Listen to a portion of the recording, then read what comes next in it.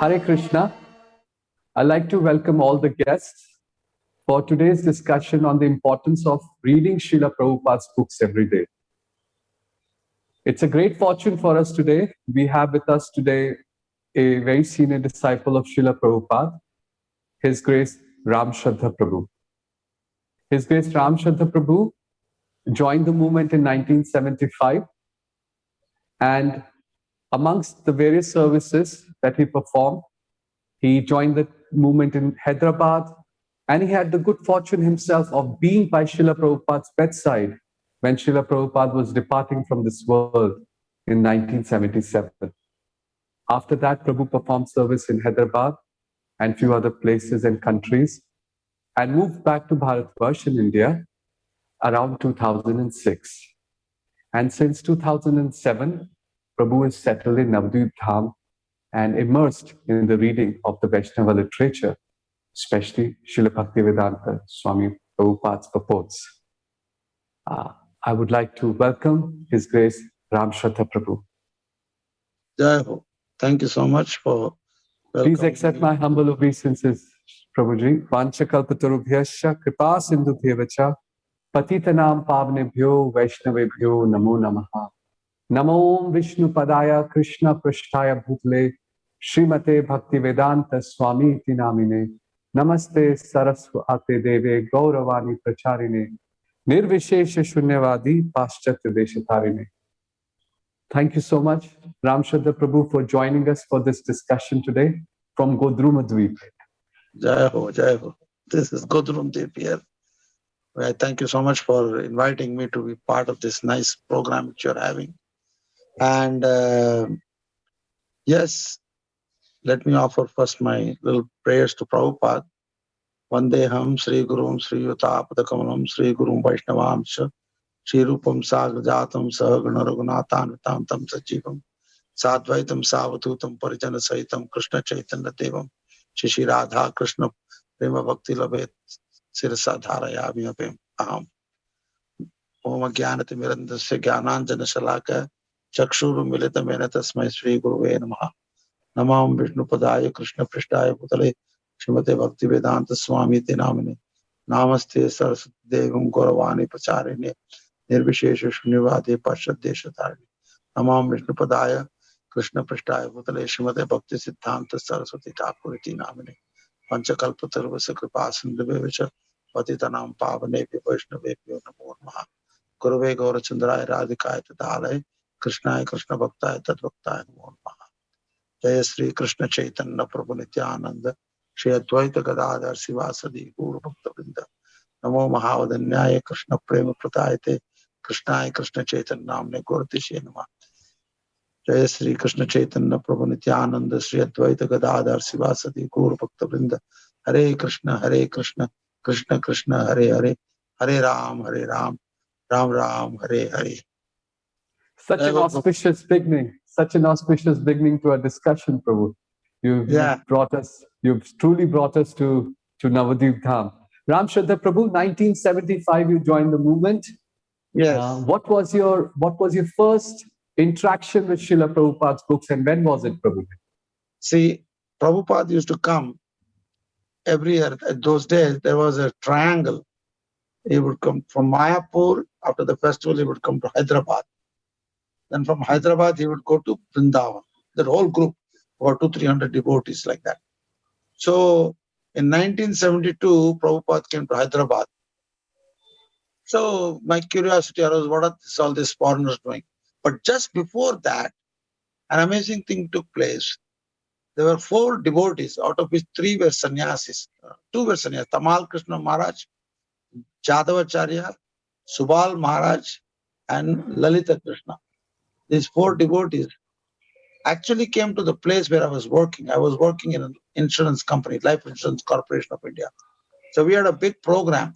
About 600 employees were there in that program. And these 4 devotees were chanting and dancing and jumping all around the place. I was thinking, whoa, what an enthusiasm they had. Of course, I didn't understand what they were talking because the accent was there. Tamal Krishna Maharaj was speaking in an American accent. But I could appreciate one thing, that at least they were following these 4 regulative principles. I think nowadays in India, people don't follow many regulative principles. People smoke cigarettes. It's like they're a little bit laxed, not relaxed, laxed. You know, so much lapse is there. So I was appreciating at least they're following 4 regulative. And I know myself, I was having difficulty. I was a vegetarian, but slowly I was taking eggs and things like that. Or gambling, of course, was not there. Illicit sex, we never had a girlfriend. But puberty was hitting us, so it was giving me some problems. And then intoxication, we had no intoxication, except for tea and coffee, there was no intoxication. Because our house samskars were a little bit more Brahminical samskars. So that was my first interaction with the devotees. Now, after they came, Prabhupada came to Hyderabad for a Pandal program. That was in 1972. So they were like the advanced party, these 4 devotees. And then I went to this program. Every day I used to go and see them. Of course, most of them were Western devotees. They were jumping around and dancing. I was thinking, wow, there's such a wild situation here. But when Prabhupada was sitting, there's a famous picture of Prabhupada was sitting on a big Vyasasan. And there's a painting also accordingly with that Vyasasan picture with one devotee teaching. He is sitting and hearing Prabhupada giving class. So it's like guru to disciple, this knowledge. There's a famous painting. So I used to see that. I used to be in the program. But there also I never understood, because Prabhupada's accent was also quite something. He was an elderly person. And I didn't talk to any devotees, except that I was with one devotee. His name is Anandamaya Das. He's a French devotee from France. And he had a book table, and I was sitting next to the book table. I was watching, I was observing. And very soon, because of this puberty business, my mind was a little bit scattered.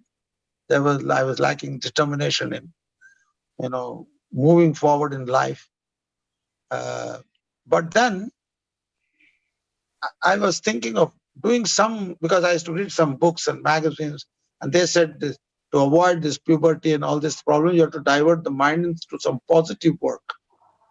So I thought I should do something positive, social welfare work.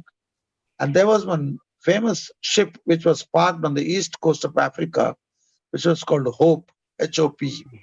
I saw their advertisement in the Time magazine and Newsweek magazine. So I thought, okay, I should go there to that ship and do some service, do something so that engage, get some piety somewhere, because I didn't think in those terms. But to go there costs money. And I never had that much money to go all the way to East Africa and then be in that ship. But Krishna was very kind. I was working in an office where many middle-class people were also working. And all of them, they would send every month without fail, when the date they get their salary, about 10 rupees or 5 rupees to Balaji Tirupati. Balaji Devi. And the temple authorities there, they would send a small packet, like a paper packet of chandan, dry tulsis, sugar candy, and a little few sprinkles of laddu. Yes. This will come in post. It will come in post. So they would pass it out to different people who were from a similar background. So I used to also get that. So I just took, I was happy to get that. I did not know what was the significance, but anyhow, something sweet to eat, so let us eat. I was greedy for prasadam anyhow. So I took it. But an amazing thing happened. That desire to go to hope was finished. But then this taking prasadam, honoring prasadam, Tirupati Balaji's mercy came, and I ended up being in the temple. And they explained to me about life membership program. At that time, it was 1,111 rupees. Now it is 35,000 or 40,000. But this was much later, right, Prabhu? But what about Anandmaya Prabhu and the book table? Did you actually take any book or read anything there? No, I didn't take any book. I was just sit next to him And Okay. just observe what he was doing. He was a very pious. He was having a green goggles. It's a special personality. Even today, he's still there. In Hyderabad, everybody left, but he's the one still there. From 1972, he's still there. He's in charge Oh, of Telugu BBT, but he doesn't know a word of Telugu language. Very sincere person. Very, were there many books on the book table, Prabhu, at that time? There are a few books. There were, whatever 1972, whatever books came, about 7, 8 books came, that's all. Oh, Chaitanya Charitamrita, right, Bhagavad Gita, there's a few things. Nectar of Devotion, Krishna book was there, right, like right. that. So I went to the temple. Krishna bought me. Krishna was preparing me in such a way. I came to the temple and one devotee, one Indian devotee, suddenly talked to me about life membership. I said, oh, okay, no problem. But I said, I will not give 1,111 in one shot, because only business people become life members. People who work, they don't become fancy ideas about becoming life member of a society. He said, no problem. And they were eager to make me a life member. So I started paying 100 rupees every month at the time, salary date. Because I also did, before coming there, because my employee friends, they were going to the post office and sending some money. I also started doing that. 5 rupees a month after this, 5 rupees for my salary. And after that, because I did some service to Balaji, in 1 month later, I ended up coming to the temple. See, I took prasadam and I gave a little portion of my salary to Krishna, and then I came to the temple, and then they made me a life member. Then I used to give 100 rupees out of 400-500 rupees salary. I used to give 100 rupees, 1/4 of the salary to Chalo, it is my money. I can decide whatever I want. So I just did it, and I got the books, and they gave me 7, 8 books. Krishna book, volume 1, Bhagavad Gita, Nectar of Devotion, Teachings of Lord Chaitanya, Chaitanya Charitamrita, Adi Lila, uh, uh, part 3, and then Ishopanishad, like that. And all these books, Amazing that you still remember the names of the books that you got. I cannot forget that, because see, in India, religious books means brown and stale. You don't find graphics. But our books in BBT, they had such a graphic, and I was very fond of graphics. So I thought, well, I used to smell these books all the time. I would not read, just smell it. Smell it. I thought, wow, it's so nice. To look at it is so pleasing. Especially Krishna book was very pleasing to me. But then before reading Prabhupada's books, I used to present. Many of my friends got married. So I thought, what should I give as a present? So there was one Mayavadi Bhagavad Gita in the book stand, in our bus stand. I bought it. It was 6 rupees only. So it's a big fat book like this. So I had to pack it nicely and give it to my friends. After 3-4 books, this service I did that. And then I was thinking, why? I'm giving Bhagavad Gita to everybody, and I don't even have an idea what this Bhagavad Gita is all about. So I should also buy one book and read it myself. Then I read that book for 8 months, religiously 3 verses a day. At the end of 8 months, I was wondering, what is it? What is this Bhagavad Gita talking about? I never understood one word of it. And there's some mention of Krishna says that we should meditate on the tip of the nose and all this statement in some chapters in Bhagavad Gita. I used to try to do that because there was no guidance. So after I read that, I thought maybe, because coming from India, we know there are many commentaries of many books. I should read another commentary. And the next commentary was Prabhupada's books. And as soon as I read the introduction, I felt such first of all, a great indebtedness to Prabhupada. Oh my goodness. I wasted 21 years of my life working for this company and educating myself. I was a top class student even in my university. The university number 3 I was thinking, wow, I've wasted so much this knowledge, especially in the schools and colleges. We were fond of reading Isaac Asimov, this is a famous physicist. And they were all propagating Big Bang theory and this and that. And there was one famous British author also. He was an astrophysicist. And we were reading that because there was nobody else to guide us. And I was wondering, Big Bang theory. Wow, he says it's a bang coming and something coming out of a bang. I was having my own question mark, but whom will I ask such questions? And in the house, they don't discuss philosophy. I used to ask my grandfather, who's this Ganesh and Saraswati and Shiva? We never see them. We just go to a temple, we pour water or something. Who are they? Can we see them? But my grandfather expertly said, this is not the time for you. Now you should fix your mind on your job and studies. And when you get older, you will get to know all these things. So I thought maybe, it's not so much in it, maybe. But when I read Prabhupada's books, it was such a shake-up. In the introduction itself, I thought, no more wasting my time. I immediately put a resignation letter because those days to get a job is very difficult. So I immediately Correct. resigned. And that also with LIC in India, that was one of the coveted jobs.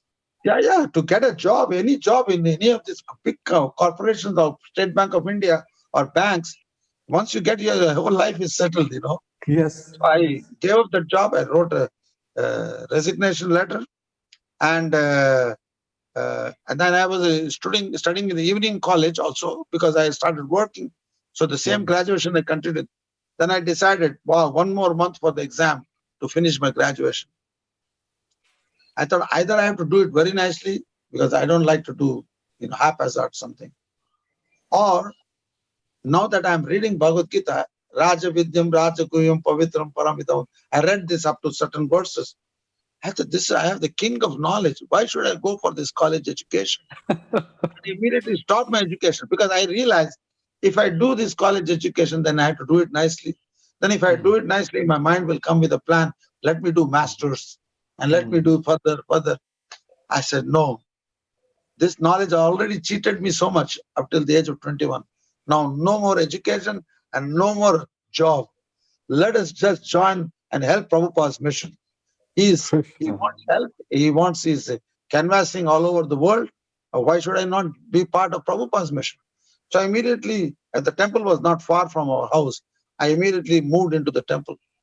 Before that, of course, I was having a lot of discussions with the temple president, Mahamsa, who was also from India, but he was very tall and fair. I thought he was from America. He told me he joined in Canada, but actually he's from Bombay. And he was preaching to me. Then I met so many sannyasis used to visit. That was a brahmachari temple. Achyutananda, Yashodanandan, Guru Kripa, Panchadravida, Akshayananda, like so many sannyasis those days. They used to visit that temple and they used to travel over South India. So I joined the temple. I had a pant and a shirt. I told my mother and father, I'm going now. I want to join. And in the meantime, my grandfather, no, but it's nice you're doing this. But, you have the human form of life has so many duties. Your duties to sages, your duty to the forefathers, due to this, duty to this. And because I just started reading, so I did not know all the inside details of Prabhupada's books. So I was wondering, wow, what to do now? So suddenly, one day I was flipping the pages of Bhagavad Gita. I heard that famous verse, one who surrenders to the lotus feet of Mukunda has no obligation whatsoever to the forefathers, the sages and the saints and this and that, Pitris and all. So I showed that book. So here... In the third chapter. I showed him, what about this verse? Then he said, well, I can also show you many verses. Of different things. So we had a little discussion. Then he told me, you don't know. You think Prabhupada gave you Krishna? But what we underwent to bring you to this world? I said, what did you do? He said, when you were in your mother's womb, your elder brother had a cesarean operation. Therefore, we were concerned about the next birth of the child. So there was some Swamiji, Mayavadi most probably. So they expressed their concern how to make it a normal birth. So that Mayavadi, he gave advice to my grandfather, you should read Bhagavatam every day for all the 9 months. Yeah. So he read this 9 months. He said, so after all that work, you are born, now you're taken up Krishna consciousness, now you want to join Prabhupada. I said, but if you have brought me up to this point and you read Bhagavatam, you should be most happy that I'm going to Prabhupada. Why are you stopping me from doing that? And then he had nothing to say. Then I told him, you know what? Prabhupada is coming very soon to Hyderabad. I want you to have a discussion with him. And I want to see how that develops. So he said, no, but we have our own guru, because we are from Smartas, Shankara Sampradaya. So we have our own guru. I don't have to go to him. I said, well, what can I say? I have already decided that I am going to surrender and join Prabhupada's mission and serve him. And the situation was not like the best situation. Unlike today, ISKCON is a big organization, huge building. It was all like a tin shed and hardly any place to sleep. And even the prasadam was not up to the standard. So you don't give up a house and a job where mother is cooking so nicely to join a situation like that, which is like, it's like you're a real loser, to take a decision like that. But for me, the knowledge was so important, what Prabhupada gave, that awakening. And that really shook me up completely. And I decided, no, I will join this. This is the decision. Of course, my parents were going crazy. My mother was beating her head. He said, oh, my karma is so bad. Your elder brother went in one direction. You are going in another direction. I said, you know what? When you become old, I'll come and take care of you. Don't worry about it. And I left home. With one pant and one shirt, I left home, moved. I told Maharaj, here I am, now full-time service. So in the meantime, I resigned my job also. And of course, the job people were also thinking, why you passed the competitive exam to get into the job. Now you are giving up this job. What is this? Are you doing the right thing? I said, yes. And then the question came with this economics. It's always this, how will you maintain? Because I was not married, so I don't have to worry about maintenance. But then I read, Satatam Kirtan Toyam Mam Ye Jana Paripasate Tesham Nityabhyuktanam Yogaksham Maha. I said, this Krishna is guaranteeing this.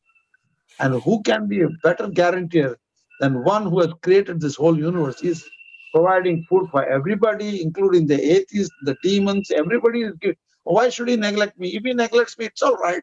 But at least I'm connected to him. So this all happened by reading Prabhupada's books. And Prabhu, you contrasted so nicely that the Mayavadi book that you read for 8 months, and then just the introduction had such a deep impact on you. And I was thinking jokingly in the insurance terms, you were probably telling them that I have the best underwriter behind me. I don't. Exactly. One thing about in insurance, if you see the logo of life insurance, is two hands, and there's a lamp there. Now, underneath the two hands, there's a slogan there. And what is the slogan? Yogakshema Mahamyam. Really? I didn't know that. If you see, even today, if you see that slogan is there. I was thinking, why this guy stole? Because I was working in the company also. Not only I was working in that company, I was a life insurance agent, everything. I thought, wow, this guy stole from Bhagavad Gita. I provide what you like and I maintain what you have. This is the insurance means, that is the whole idea behind insurance. Yeah. Of course, these are Indian companies, so they know how to bring slogan. American companies don't do all this thing. Yes. They may say, we accompany you all through your life, but they stole Krishna's. Because see, most of these companies are all made in the image of Western companies. But our companies, they use Vedic statements to push their point of view. Correct. They call it nowadays Vasudeva Kutumbakam. Yes. But they don't even know what that Kutumbakam means. There's a father. Without a father, we are all brothers, they say. But where did the brotherhood and sisterhood come without a father? Without the father. So Vasudev, they don't understand. Vasudev means Krishna. That they will not. They'll throw it out of the window. So 1975, Prabhu, and much against the wishes of your family. And, in the West, of course, there was a counterculture. But in your case, it must have been a really bold move to leave everything, a job and everything, and join the temple. So 1975, you joined the Hyderabad temple, or as you said, a very humble dwelling at that point in time. Prabhu, did you at that point in time when you joined the temple, was there any culture about reading Prabhupada's books? Because you all may have a lot of service. What was it like at that point in time? Well, we had a regular program, the daily schedule, classes and morning Bhagavatam class, because Achyutananda was there. Achyuta, at that time, he was a sannyasi. He was a very good speaker and a great Sankirtan. I learned everything from him. He was like a Vartman Pradakshana Guru, Mahamsa and him, like Siksha Guru. I learned all the philosophy from him only. Because I was his right-hand man, I used to arrange travel and do programs for him, arrange big pandal programs. along with Basu Ghosh, who is now in Baroda. And Anandamaya, we used to go and do Pandal programs. And we learned from them. Just the point is the counterculture, what was going on in America, that also influenced me a lot. I was having long hairs and I was wearing jean pants, which nobody wore. And I had like these pants where you put straps and then it has a pocket in the front, and a big parallel bell bottoms. Not bell bottom, parallels. It's like a pajama, big pajama. Yes. And then I used to buy curtain cloths and make a bell bottom out of that. My father thought, what is this going? Then I had a French cut. And then it was, but I was not taking drugs or any, we had no girlfriend, so there was no closeness of craziness. But I thought in America, people are very honest in expressing.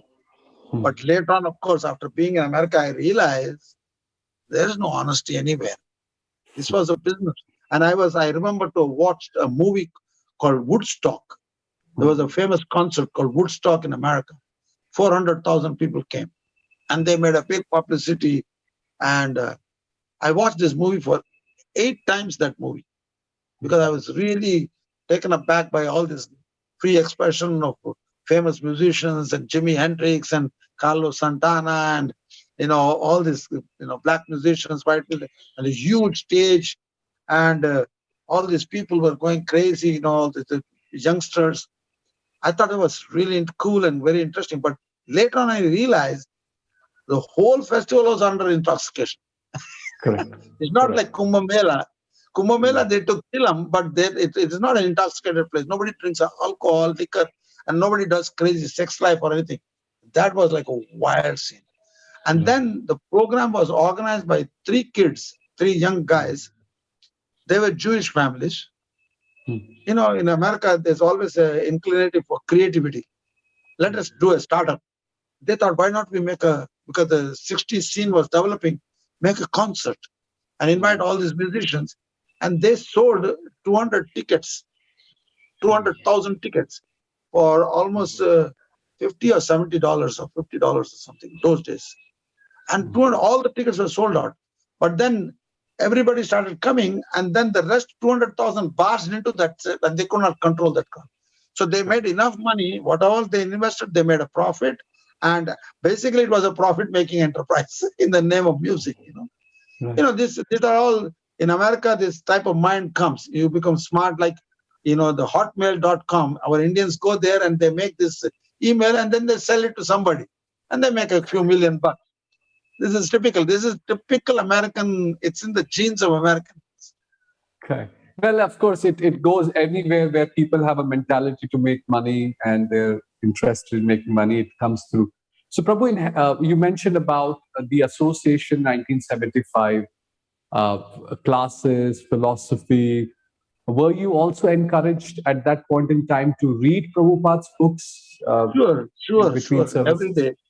Every day. We always were reading Nectar of Devotion. We would ask questions to the temple president, and there was no doubt about it, because all these things made us strong.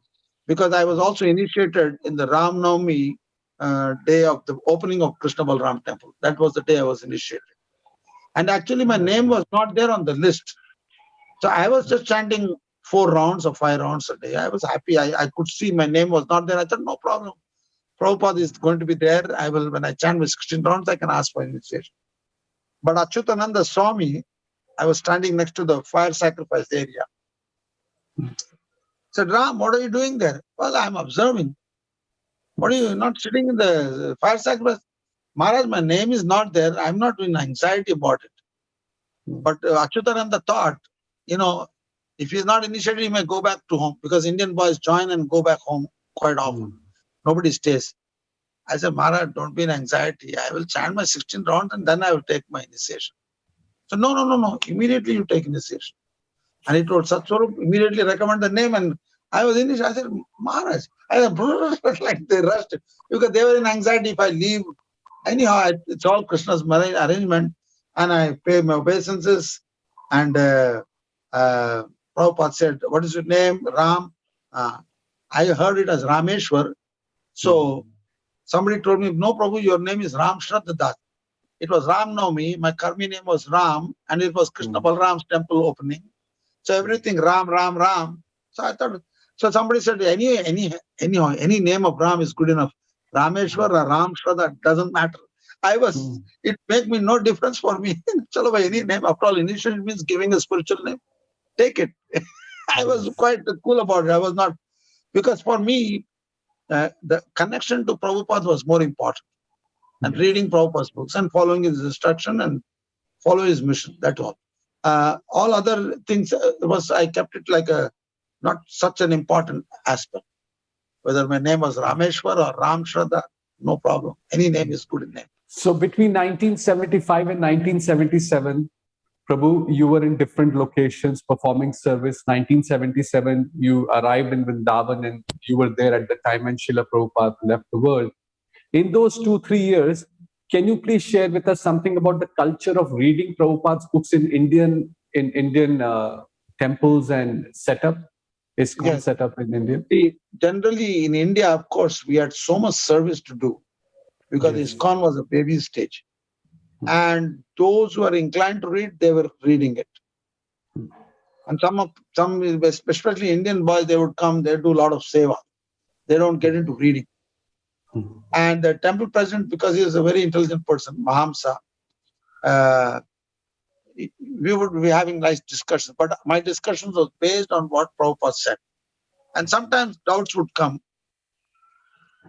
This could be the whole books, this whole philosophy, somebody can write these books like this. So I was wondering, wow, suddenly this doubt came into my mind. I said, wow. Then I said, because the puberty was there, this sex desire was always bothering me. So I was wondering, but see, if you're sincere, Krishna will help. Then immediately my thought came, if Ramanujacharya, Madhvacharya, Shankaracharya, who have given up all sex desire, they have accepted this. I have no reason to doubt this. If they have understood it, I will also understand if I follow that footstep. So immediately my faith became very strong. And tea and coffee was a small thing. I thought, well, just for tea and coffee, I cannot miss out the whole nectar of spiritual life. I said, one day to another day, I just forgot about the tea and coffee because it's a big addiction. Because right from our childhood, in South India, we all take coffee. As young kids, we all take coffee. So to give up, it was not liquor or alcohol or beer or drugs, tea and coffee. I thought, forget this. Anyhow, this British gave us this culture. Why bother with it? But reading was like for me, it was very important. Every day I would sit and there was a little office room. Some mattress was there. I would just sit and just read Prabhupada's books. And because I was a student and I was young, and going out and distributing the culture and distributing books was important. Sometimes, when you have the external culture was very strong, going out and spreading the movement, making life members. But the internal culture was a little bit slower because more emphasis was given on collecting money for the temple construction. You see, not developing scholarship or thing. But for me, that impression what I had, which I read when I read Prabhupada's books, and the Chaitanya Charitamrita and Nectar of Devotion, Ishopanishad, one of the first verses, Isha Avasham Vidam Sarvam Nam, Om Purnamadam Purnamidam Purnat Purnam Udachyate. Because I was a mathematics student, I was always had to think everything mathematically. So this definition, see, in mathematics we accept axioms. So these were like axiomatic, Om Purnamada, what is absolute truth? Purnamadam, everything comes from the absolute, is complete in itself, and everything emanation is complete, and the complete never reduces us. Whatever comes from I thought there was such so what a definition of perfectness. I thought, wow. I really was taken aback by that. What a definition. Because I was reading Big Bang Theory, there is no real reasoning there, Simply Big Bang Theory, because some Nobel laureates say that, we have to accept it. But it doesn't make any sense. Right? Prabhupada always tells, if you bang somewhere and see what comes out of it. Organization will not come out of banging. It requires great brains behind it. So Om Purnamada Purnamidam Purna, this verse really touched me. And then I read Krishna book. And in Krishna book, in the first few chapters itself, the three types of Vishnus come. Mahavishnu, Garbhodaksha Vishnu, and Kshirodaksha Vishnu. And when I read this, I thought, ooh, this also blew my mind, because the Supreme Person, how Krishna creates, and already that much conviction Prabhupada imbibed in me, that that I have to accept this thing as absolute axioms. Krishna can create from any one of the, that famous words in Brahma Samhita, Angani Sakalendra Vrittimanti Pashyanti Panti Kalayanti Chir. Krishna's indriyas are interchangeable. So when I read that, yes, why not? Krishna can create with his nose, with his breathing. And Prabhupada gives simple example. If an ordinary human can sweat, can emanate sweat, why not Krishna create? God can create universes. So all this reasoning which Prabhupada used, this logic, and it was so astounding for me. Such an impact it had. All my faith in all the books, and I had no inclination to read any books except Prabhupada's books, because everything is already there. Why should I read any other books? I had no doubt what is this philosopher saying, that philosopher saying. I don't care, what the philosopher say. It was obviously Prabhupada has brought us to the point that what is the four defects: committing mistakes, illusion, these four defects. So how can any perfection can come out of that? Therefore, we accept Shastras. So this point became very strong right in the beginning itself. So I never bothered reading any books or any newspapers or anything for any type of knowledge. We'll get everything from here, and we will see the world through the eyes of the Shastras, not the Shastra through the eyes of the other people. No. Such a beautiful realization. It was very beautiful realization to come to this point that everything that we need, as Prabhu you're saying now, is present in Srila Prabhupada's books. And Exactly. Srila Prabhupada's books are sufficient for everything. Yeah, exactly. Prabhu, did you, in those 2-3 years when Srila Prabhupada was physically present on the planet, did you have any personal association with Srila Prabhupada or heard from Prabhupada where he was talking about his books and reading his books like that? See, yes, actually, after I read the books, before I went to the first Mayapur festival, I had no questions. Everything was acceptable. Everything was acceptable. And Prabhupada always talked about, does it appeal to your intelligence? It's not like you blindly accept what Prabhupada is saying, but it has to make sense to your intelligence also. Yes. And then at one point I read in one of the purports, if a disciple asks an intelligent question and if the Guru is pleased, he will bless you. But I had no questions. I thought, wow, I have to ask something to Prabhupada. So I was figuring out one question. And finally I figured out a question. And I was sitting in Prabhupada's room here in Mayapur, right at the corner of the table. And all the Western devotees were asking so many questions. I was thinking, they're asking such questions. I mean, sometimes I thought it was a little bit childish or whatever, silly questions. That is their adhikar.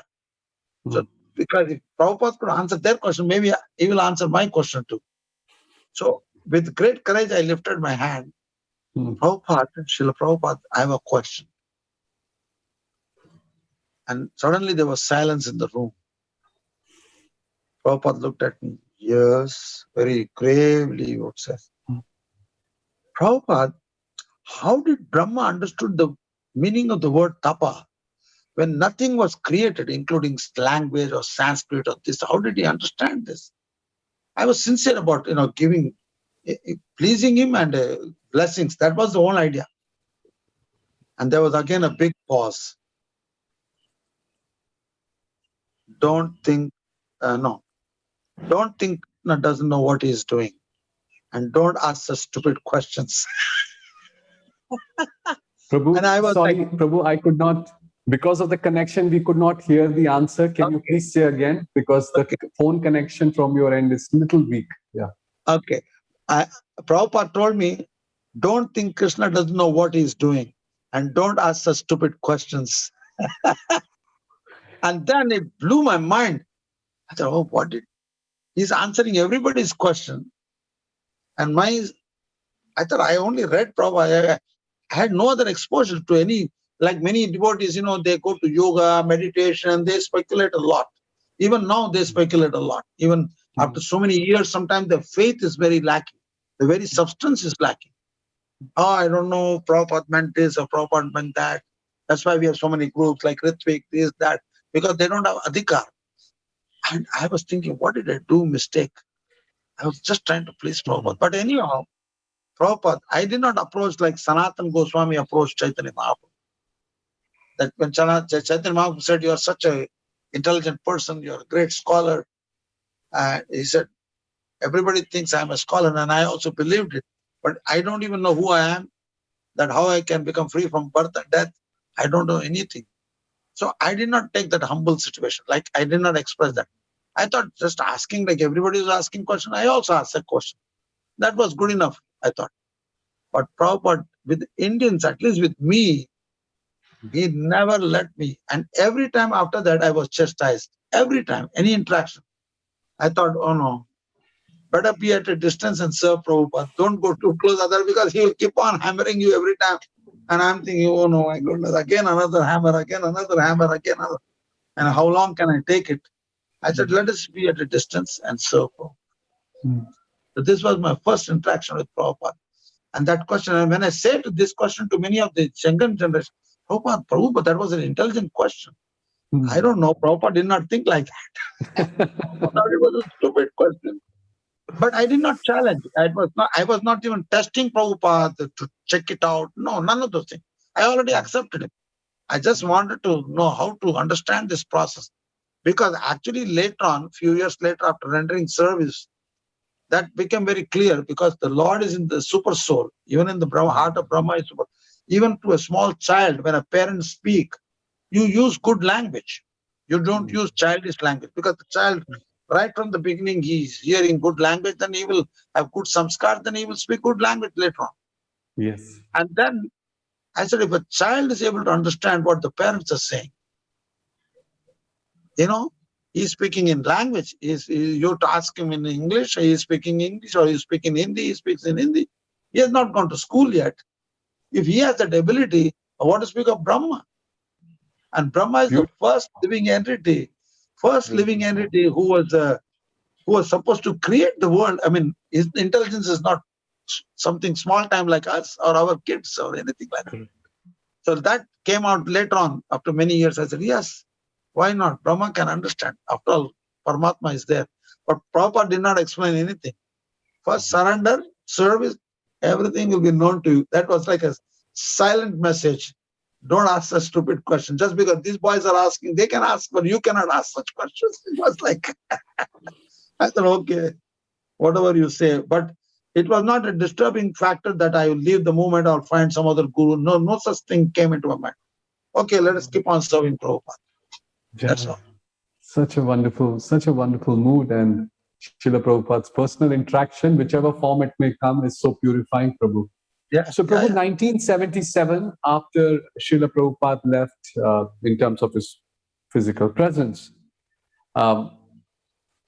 did you see a change in the culture towards Srila Prabhupada's books in those, let's say, that period from 77 onwards? Did you see any change in the dedication that devotees had in reading books, distributing books like this? Can you share something about that period with us? Actually, reading books was very strong after Prabhupada left, because that was Prabhupada said, my instructions are in my books.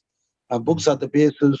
There was a slogan in ISKCON, books are the basis, purity is the force, utility is the principle, and one more thing, I forget that. So this was a very strong thing. Everyday classes and reading was very strong. That was a very strong thing. But later on, slowly, see, what happens when you read, even if you're reading Prabhupada's books and you're repeating the same words, you can only repeat according to your adhikar. Just like chanting Hare Krishna. Everybody is chanting Hare Krishna. But there is Pratibimba, there is Namabhas, and Shraddha Nam. The three categories. Just because you're chanting Hare Krishna doesn't mean People say, Prabhupada said, chant Hare Krishna 16 rounds, you go back home, back to Godhead. I said, yes, definitely. But you have to chant Shuddha now. In your Pratibimba stage, you are thinking, because pride comes in the Kanishta level. Pratibimba means Kanishta level. I think I'm the best devotee. I'm the best chanter. But you cannot control Krishna like that. You have to come to Namabhas. Minimum requirement, wherein you can recognize who is more advanced than you. And that is the platform. If you advance in Madhyam Adhikari and Madhyam to Madhyam Uttam, then Shuddha Nam will descend. Then actual chanting will start. Correct. You cannot stop chanting. In the beginning, in Kanishta we chant 16 rounds, it's already taking our life, Oh, I chanted today's quota and put the beat back in there. No, but because we have no taste, no ruchi, no rati. So did you feel the same happens in the reading of Srila Prabhupada's books also? Exactly. But that requires association of such devotees. On our own, you cannot even discover that. I had the good fortune of hearing Gaur Govinda Maharaj.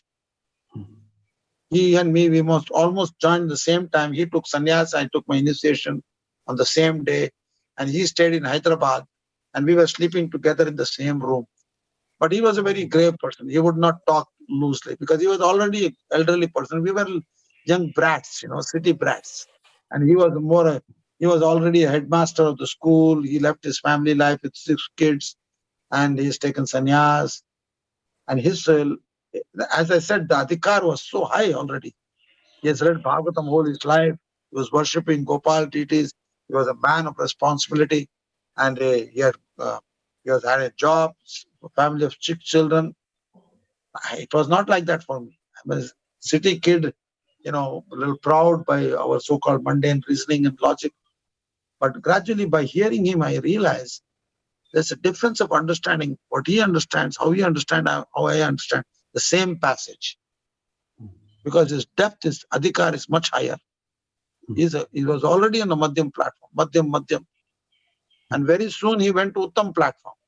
And Shuddha Nam descended, then it became, everything what he spoke was like Guru Mukha Padma Vakya. Like Prabhupada speaking. Because the adhikar, Shuddha Nam. Uttama Bhakti means like that. And then later on, from Uttama platform, he has come to Madhyam platform to preach. Then he started traveling and preaching. Like Prabhupada, when he was in Vrindavan, it was Uttama Avastha. He was completely absorbed in his bhajan, writing. But preaching came when he has to come down to Madhyam platform. Because there you need distinction. Discrimination is more needed. So, for us, it was naturally, we were inspired by Prabhupada. We would defeat people. And I was reading yesterday in a Jaiva Dharma. It's an interesting passage. I would like to read again for you. It's a very interesting thing. How one has to go beyond argument and logic. 1 minute. I'll just read it to you. It's a very interesting thing. One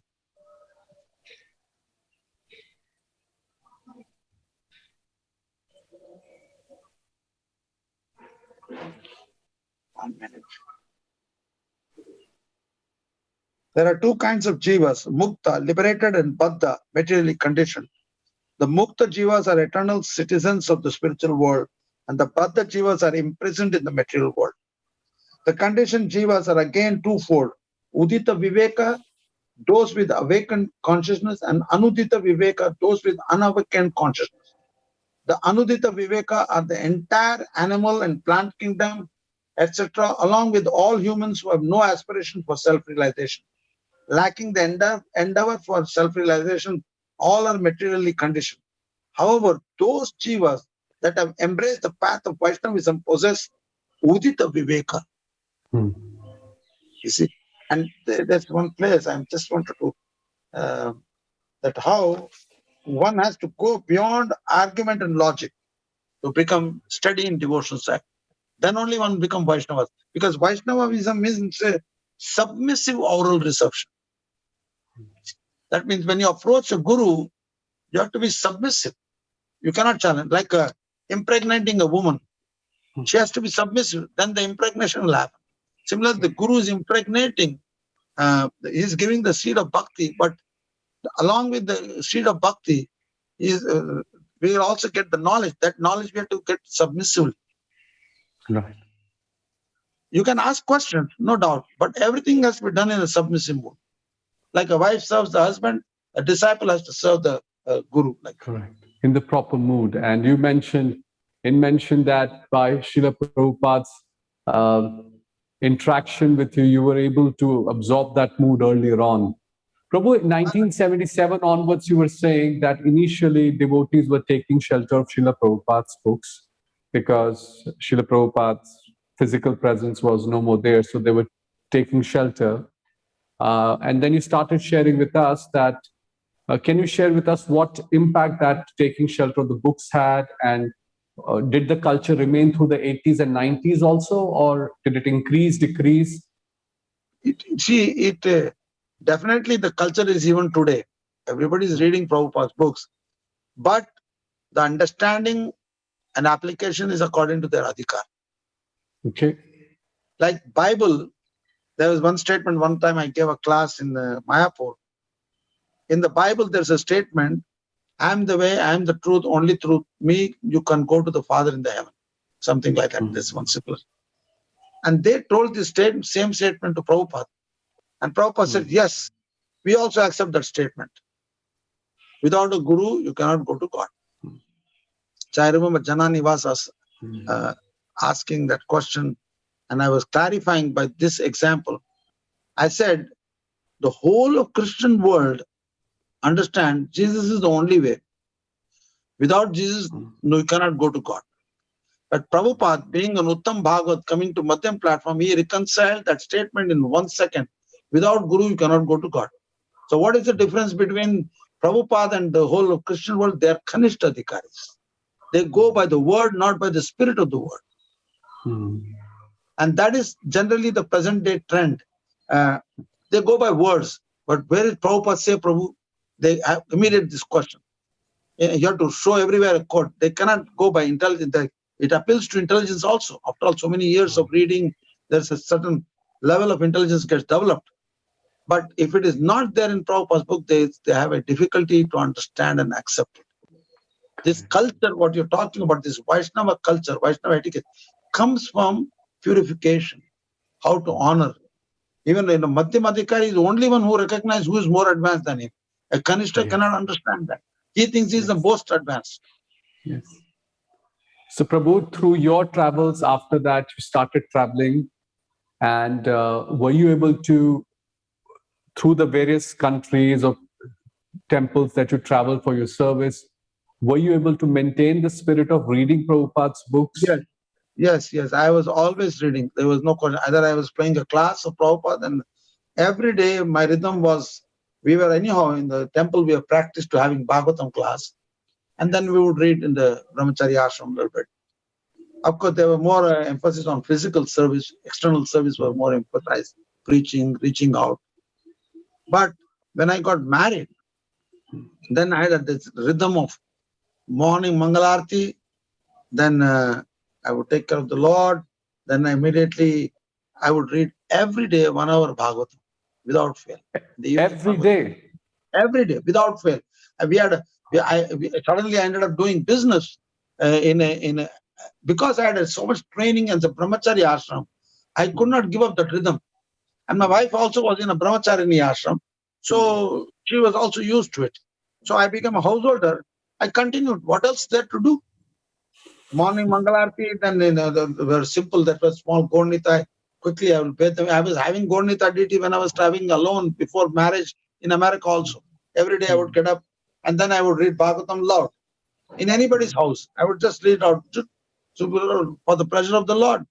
So I maintained that rhythm all through, even now, every day, at least an hour.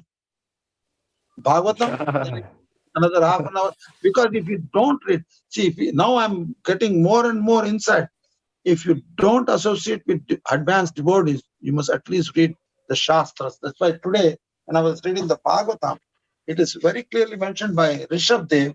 He says very clearly in the verse itself, this is 5th canto, 5th chapter, verse 13. 10, 11, 12, 13. And in the translation, it says very clearly, abandon identifying the self with the body and home, and practice reading the revealed scriptures. It's there in the verse itself. Yes. So this has to be done, because after all, sound is what is keeping us binding in the material world. We are used to hearing sounds. We hear our wife talking, our husband, everybody talking to everybody. All the sound, material sound, music song, this sound, watching YouTube. It's all sound vibration.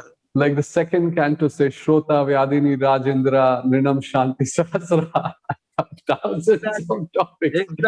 Exactly. Hearing. I have to, Prabhu, but as a householder, to be able to do this throughout your life, day after day, every day, 1 hour Bhagavatam, we fall at your feet as a household. This is amazing. Why not? Prabhu, What is the problem? There is no problem. Unless you're having a job to go somewhere early in the morning, you have to go. But if you're staying in a community of devotees, or I was having a little business in the house, so I didn't have to go to job. The fax was running, and those days there was no computers. My wife used to type receipts on a typewriter, and then we got a small computer, and then slowly, it's not like nowadays, and there was no mobile phones those days. So morning time is meant for Shravanam Kirtanam. Very encouraging, Prabhu, for all of us householders who have some flexibility should do that. Prabhu, what about children? When children come, a lot of householders say during those years the routine gets disturbed both for husband and wife. Were you also able to sustain something during that period? Yes, I was sustaining, because see, I would get very early in the morning. 4 o'clock, I would get up, take shower quickly, do arati, and of course, my son. I was married very late. I was almost 37, and when I had my son I was 45. So my wife was taking care of them. We had to do. See, in India we can employ people, but there's no employment. We have to do everything ourselves. I used to cook breakfast, lunch, and dinner. Also, everything I used to cook, take care of my duties, and read 1 hour Bhagavatam, and then the business fax will be running. All the orders come. Then in the afternoon, after I finish my lunch and everything, taking a nap, then I'll pack up everything and then bring everything ready to her table, and she will sit in the evening, because she will only get time in the evening when the baby came. She had to feed, and finally when he sleeps, then she will sit on the computer and type out all the receipts. Then she will keep it on the table. I will fold it up, pack it up, everything, and the next day that what is it called? This courier will come and pick up everything. So it was quite a rhythm. And Bhagavatam reading or hearing Prabhupada's class was there was no thinking of anything else. We were never listening to music, this, that, or movies or anything like that. Even in the West, movies all came much later, because sometimes you become a little relaxed, But generally, you had a strong rhythm of reading. And you mentioned, Prabhu, the time that you spent in the ashram was very, very helpful in setting up that rhythm, and that rhythm sustained. See, Prabhu, what about your routine now? Now you're in Navadvip for the last 10, 14 years. Yeah, how does your day look every day? Now? Every day it is the same. It's sometimes because I had a little epileptic seizure attack and something came, then I had to go to the hospital, this, that, so everything happened. So I generally tend to take a little bit longer rest nowadays. But I try to get up as early as you can. If I get up very early, then I chant my japa. If I get my japa done already before 5 o'clock, then I wake up the Lord, take shower and wake up the Lord. And because as a householder, sometimes it is not exactly like how a temple life functions. Temple life, first thing we need to take shower. But sometimes in household life, if you have not passed stool and urine, or urine maybe, but not passed stool, you can still wake up the Lord, but you will not touch the Lord. You wake up by mantra and then do the arati. Household life, the Brahminical life has its own flexibility, because nobody is watching, nobody is telling. It's the Lord only is the witness of what we are doing. That's why it's called Bhavagri Janardana, not Sevagri Janardana. So some bhav must be there. Chalo bhai, nowadays, even we have understood, you should, like in our homes, my mother would get up at 4 o'clock and she would light a lamp. At that time, she has not taken shower. She first goes outside, sweeps the home before the sun rises. I'll tell you another incident what Prabhupada talked about that. Sun rises, cow dung water is put, and she puts kolam, this rice floor mandalas in front of the house, and then she would light a lamp in front of the tulsi, and she comes home and then takes shower. So the point is, you can light a lamp in front of the Lord, because a lamp must be written during Brahma Muhurta time, because that keeps the Lakshmi inside the house. And Lakshmi doesn't mean money. You are never so rich, but so many aspects of Lakshmi: service attitude, peace of mind, working together, so many things. Lakshmi Devi is a personification of how to please Narayan. So I tell my wife also, sometimes she gets very tired in the evening. Here, right now we don't have a mission per se, like going out and doing some mission here, traveling, because even though I propose many things to many temple presidents, somehow they don't take it seriously, because they have a certain understanding about my life. Because I had sadhu son after, and the sadhu came to my house. Who was that? He was the person who puts Prabhupada in samadhi. That is Narayan Maharaj. He came to our house. So due to that association, which was nothing wrong with it, after all, he installed my deities, Radharaman. And some management part, they thought, well, he has left Prabhupada. I said, I didn't join because of you. I read Prabhupada's books and joined. So you have no claim of my life. And Prabhupada says one should receive sadhus and hear from sadhus and associate. So what is the wrong I'm doing? You have your own idea. That's why I'm telling you. According to their adhikar, they understand books. Same books. So currently, you have then within your ashram, you have time and flexibility within your own ashram to be able to do sure. your routine. And I not only read Prabhupada's books, but I read Vishwanath Chakravarti Thakur's commentary, Bhakti Raksha Sridhar Maharaj's books also, commentaries, and Narayan Maharaj's commentaries on different shastras, because that enriches your understanding of Prabhupada. And you can actually see how Prabhupada is in line with Rupanuga Guru Varga.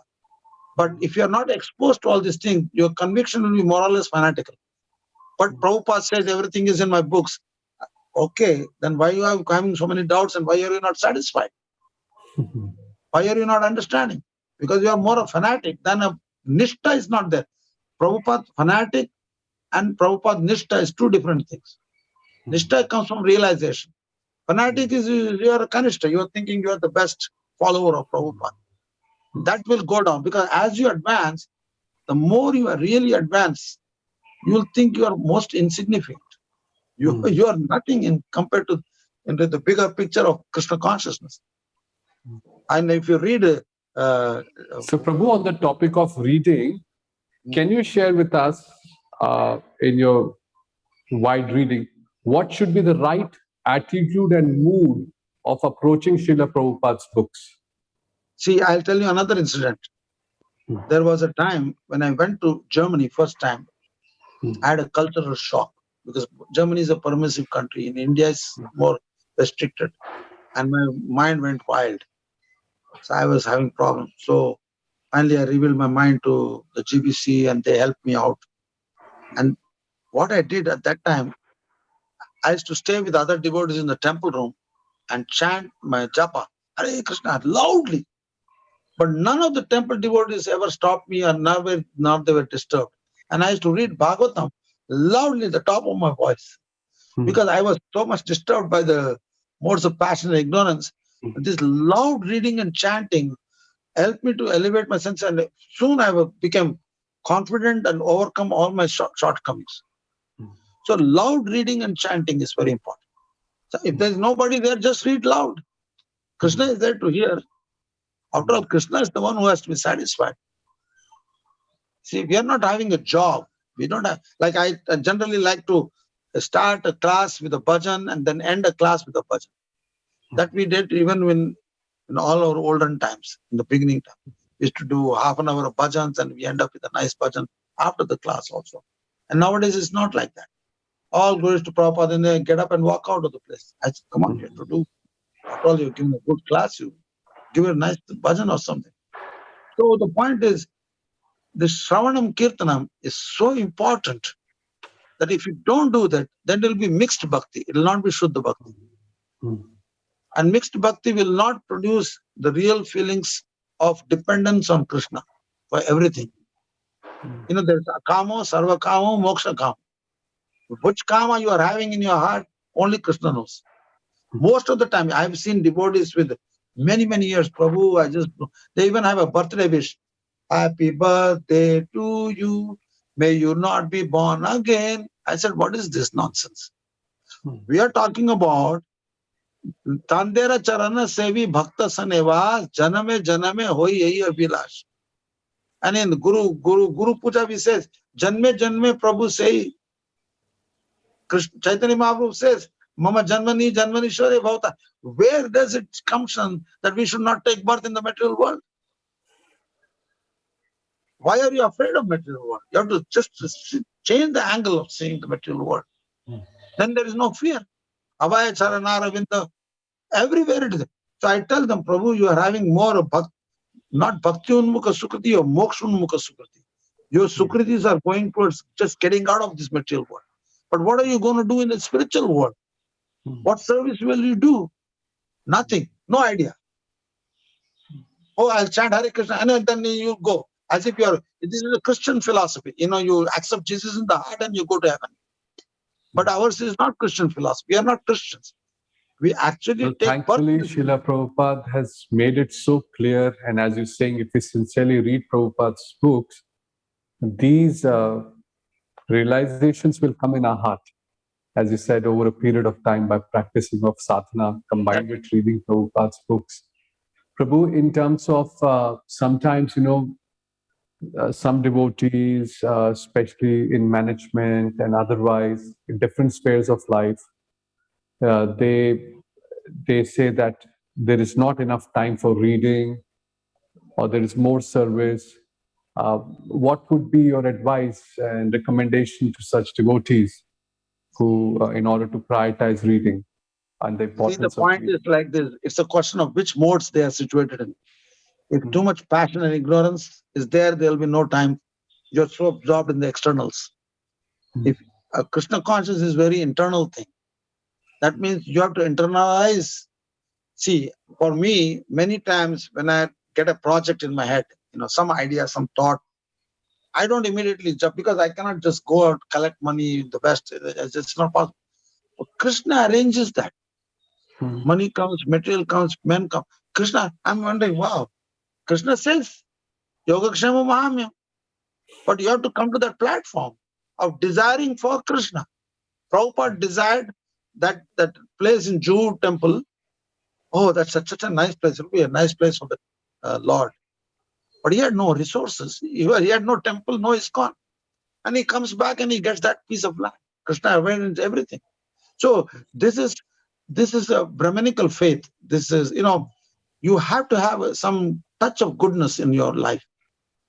If you read books in that level, your feeling of dependence and desiring for Krishna. If you're desiring a particular dress, one time there was in Switzerland, we used to have a Sankirtan festival at the end of the marathon. So I could not go. But before that, I had a little altar in my house. I had a picture of Prabhupada.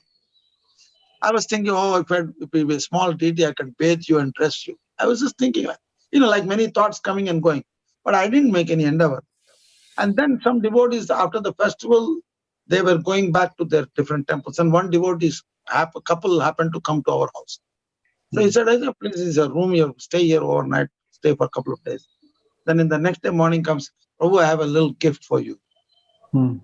Said, what is the gift? Your old Prabhupada's disciple. And he gave me a little joli, some little bag. That was a little deity of Prabhupada.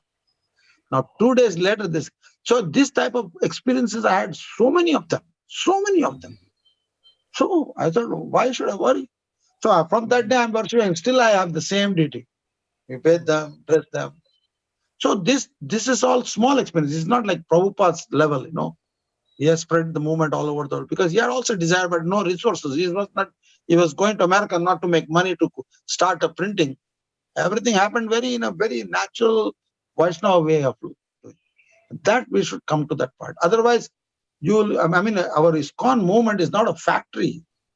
Everybody should get time. The manager should feel, if I read Bhagavatam, Krishna will control of my affairs. But they don't let that happen. But that you have to take the time, and you have to associate with such devotees. If you don't associate, everybody is, they're getting paid also. We never had a paid. I don't take one penny even till today. I'm happy like that. Sometimes the leaders ask me, how do you maintain? I said, you are asking me such a question. I thought Krishna is the maintainer of the whole universe. Why are you asking me such a question? And they get bewildered by that. In a leader's Jesus. Okay, Ram Sada. Don't ask me such questions. You should be happy that I'm not taking any money from you or not from ISKCON. At least one headache is less for you. So the book reading must be on that level. Every day one must read, so that our management, whatever we do, should be all transcendental. Satisfying devotees' desire. There's so many devotees having so many problems. They want to get married, this, that, so many things. So you have to think about it, how to do it, but then depend on Krishna, and Krishna will inspire the situation for you. Definitely. And Prabhu, Srila Prabhupada also said that he's present in his books always. Your Prabhupada disciple, Srila Prabhupada, has physically departed from this world many years ago now. On this point about Prabhupada being present in his books, do you have any realization or some inspiration that you can share with us? I tell you, Prabhupada only externally, just like Krishna is closing the pastimes. In Bhagavatam, 12th canto, Sukadeva Goswami speaks about that hunter killing Jara, killing Krishna, the bow. So Vishwanath Chakravarti Thakur, the comment, actually Krishna never died. How can he die? If we are eternal, he must be more eternal than us. Then what is this pastime which Sukadeva Goswami speaks? This is for those devotees or those people who are waiting for Krishna to be dead. To bewilder them. Therefore, there are many pastimes, like Prabhupada. Some people say Prabhupada is not on the planet. Why is he not on the planet? If Krishna is there, his devotee must be also there. They are all Nitya Parikars. So he has given us books, he has given us knowledge, he will give us association. Whenever you need the right type of association, he will also give us that association to go deep into the books. So everything, the basis is Prabhupada. After all, the sound is the basis, even in material world. What sound you are hearing? You want to be a business management or engineer, you have to hear those sounds.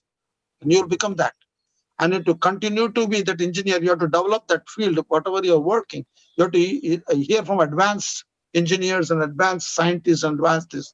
The same thing with devotional service. Exactly the same. Shravanam Kirtanam. It's just that ours is uplifting. It is taking us out of illusion. Theirs is not. They don't even have an idea that they are getting entangled. So there are two types of kupa. One is Grimanda Kupam, deep dark well of material existence. And Bhaktivinoda Thakur in his song, it was a very nice song. I'll read it to this. Harinama Tuva Aneka Swarupa. I'll just read it to you. That's a very nice song, which he says, because he was a householder, so he's talking with great experience. I'll read it to just the first verse.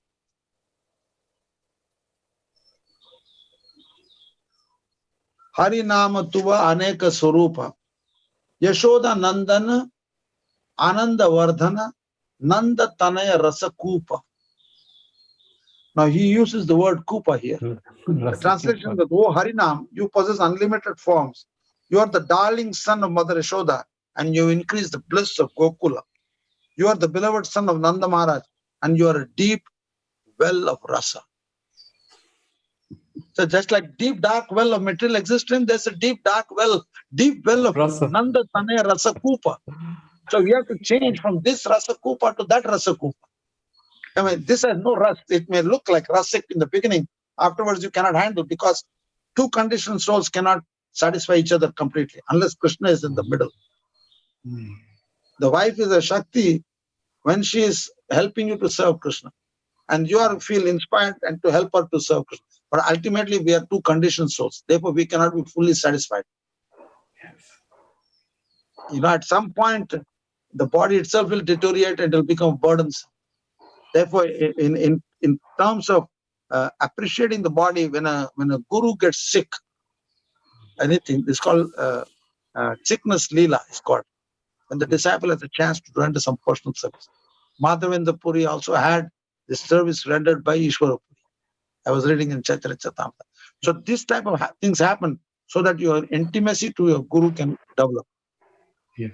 Similarly, if you don't enter into the Nanda Tanaya Rasa Kupa, which is comprising of Shravanam, Kirtanam, Vishnu, Smaranam, Archanam, Vandanam, if you don't do that actively under guidance, you have to be always under guidance. There's no independently trying to develop bhakti. It doesn't exist.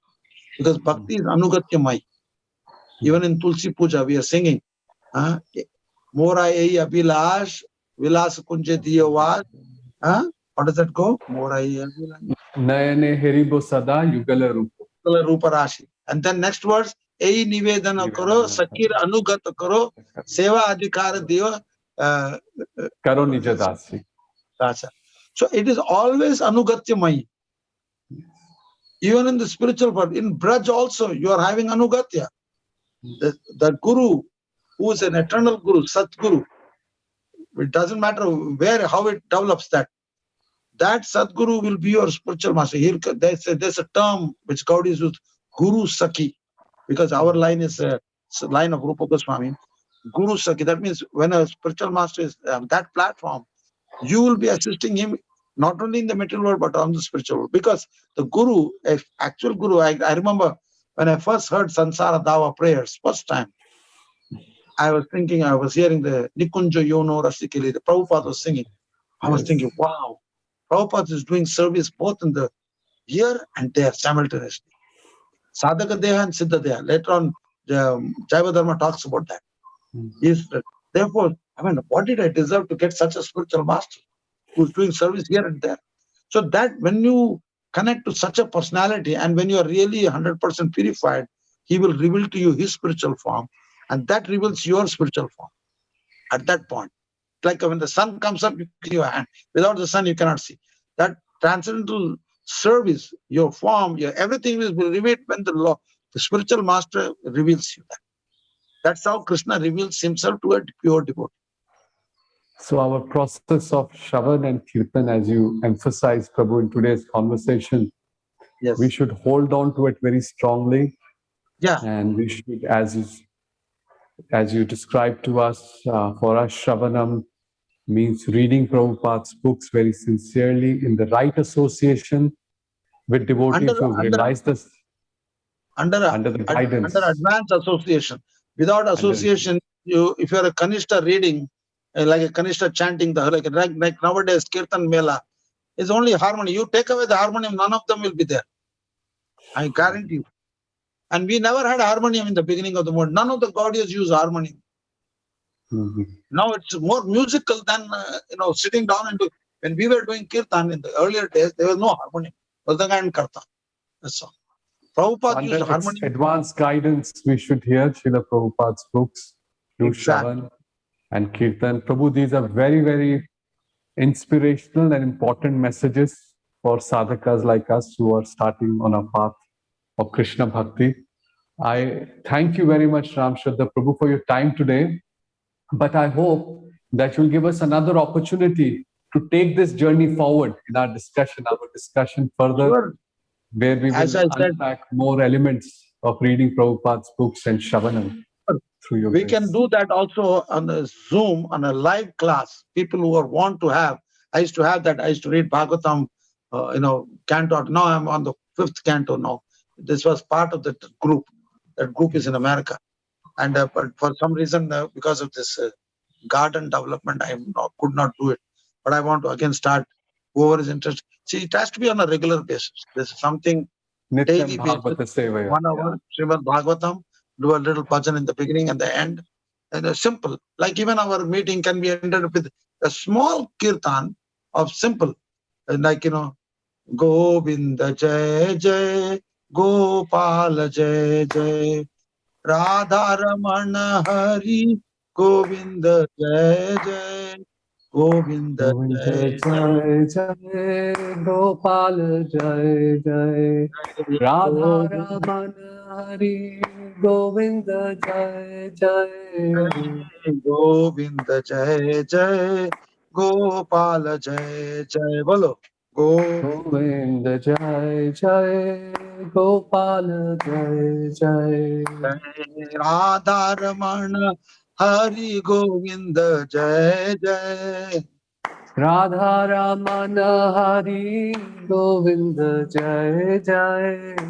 Hare Krishna, Krishna Krishna, Hare Hare Ram, Rama Rama, Hare Hare. Hare Krishna, Krishna Krishna, Hare Hare, Hare Ram, Ram Ram, Hare Hare.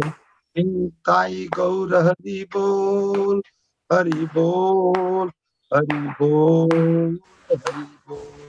Nitai Gaur Hari Bol, Hari Bol, Hari Bol, Hari Bol. Jaya Prabhupada, Jaya Prabhupada, Prabhupada, Jaya Prabhupada. Jaya Prabhupada, Prabhupada, Prabhupada, Jaya Prabhupada.